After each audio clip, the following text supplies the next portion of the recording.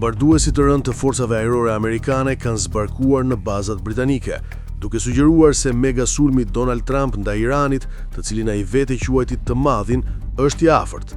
Flota e bombarduesve amerikan, që përfshin B-1, B-2 dhe B-52, është nisur për në Diego Garcia në ishujt Chagos, ku Britania Madhe ka një bazë ajrore. Bombarduesit strategjik, që kushtojnë deri në $2 miliard secili, mund të kryen misione me rreze të gjatë veprimi pa u zbuluar, ndërsa mbajnë raketat më shkatëruese në botë.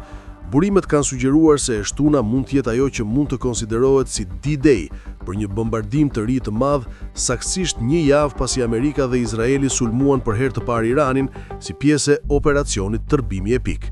Presidenti amerikan e paralajmëroi Iranin këtë javë se më e madhja po vinte, duke shtuar: "Ne as nuk kemi filluar t'i godasim fort.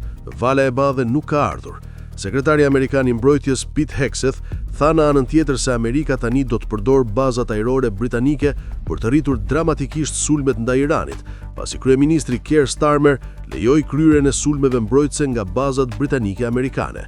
Pas një vonese që pa Trumpin të sulmonte Keir Starmer duke i quajtur të padobishëm dhe duke thënë se ai nuk është Winston Churchilli, Britania e Madhe tani po lejon që SBA të përdorin bazat e saj për sulme mbrojtëse kundër objekteve raketore në Iran.